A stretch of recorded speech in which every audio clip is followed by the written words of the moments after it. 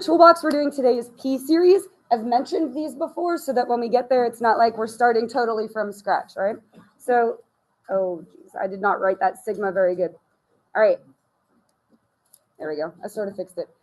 From 1 to infinity, and the pattern it is 1 over n to the p power. Now, the thing for your convergence or divergence test is the opposite of a geometric series. So for a geometric series, it converges when r is what? Less than 1. So this converges if p is greater than 1. So it is backwards.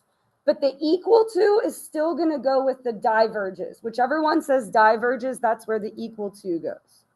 So it diverges if p is less than or equal to 1.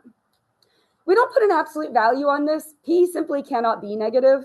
I guess you could put an absolute value around it if you really wanted to. But that is the test. So all you have to do is remember it's the opposite of geometric. Cool?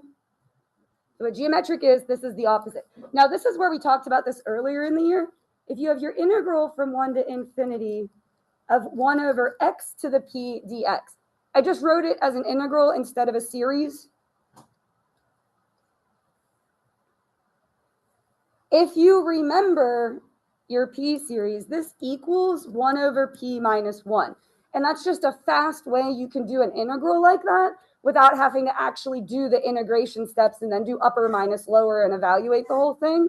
All right, but is this what the series converges to? No. But the series does not converge to this value. If the integral converges, the series converges. That's your integral test. If the integral diverges, the series diverges. So they have the same behavior, but it won't equal the same value. The series converges to a larger value than the integral. So the series is going to converge to a larger value than the integral. The only reason I bring that up is in my perusal through AP classroom questions, I've come across 1 or 2 that say like which is larger. So which is larger, the series or the integral? The series. Okay, so just in case they throw one at you that's like that, that's how it works. All right, your harmonic series is a specific one, which is 1 over n. It comes up a lot, so that's why I bring it up. What does p equal for that one? 1. It's it's n to the 1. So p is 1. So would the harmonic series converge or diverge? Yeah, where's the equal to? Okay, so diverges because p equals 1, which is less than or equal to 1. So what you can also say if you're doing a justification, they'll accept this, is diverges because it's the harmonic series. That's just such a common one that if you know the harmonic series diverges, you can even use that as an explanation. You can say diverges because harmonic series. Cool? Yeah. So if you, I was waiting for someone. I'm so glad you asked. If we generate this pattern, if you plug in 1, what do you get? 1. And if you plug in 2, so if you create an instrument with strings of those lengths, they will create harmonic tones. Cool. All right, this should go real quick. What is P for this one?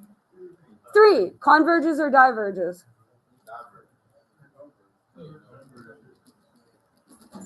Converges because P equals 3, which is bigger than 1.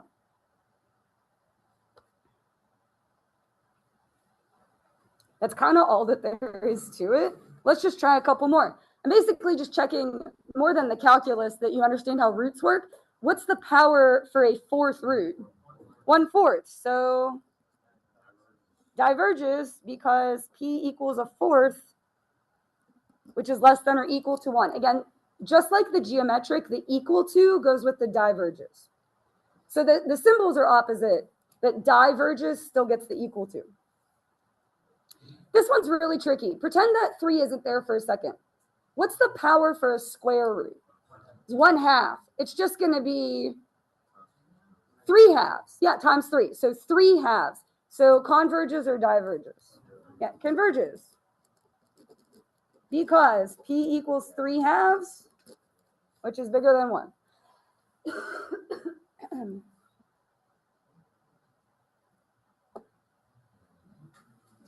All right, and then this one is converges because P equals 7, which is bigger than 1.